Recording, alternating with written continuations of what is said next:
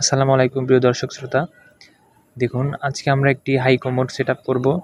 তো প্রথমেই পাইপটি ভালো করে কেটে নিলাম এবং হাই কমোডটি বসিয়ে চারপাশ দিয়ে ভালো করে মার্ক করে নিলাম। তো এরপরে এখন ড্রিল করব। ড্রিল করা শেষে পাইপের চার কিনার দিয়ে ভালো করে পুটিং দিয়ে লাগিয়ে দিলাম যেন পানিটি লিক না করে। তো পুটিং দেওয়ার কারণ হচ্ছে ওয়াশার ছিল না, তো অনেক দূরে বাজার, তো এর কারণে যেতে পারে নাই, তো এইভাবে করে দিলাম। তো দেখুন যদি ভুল হয় কোনো আপনাদের জানাতে পারেন, সমস্যা নেই। তো এখন আমরা হাই কমোডটি বসাবো। বসানোর পর নাট দিয়ে ভালো করে টাইট দিয়ে লাগিয়ে দিলাম। তো দেখতে থাকুন। এখন বসিয়ে দেখা হচ্ছে সব ঠিকঠাক আছে কিনা। তো এখনও দেখুন ফিনিশিং কাজ শেষ হয়নি। তো ভালো করে আবার পুটিংটি ভালো করে লাগিয়ে দিয়ে দেখলাম। তো দেখুন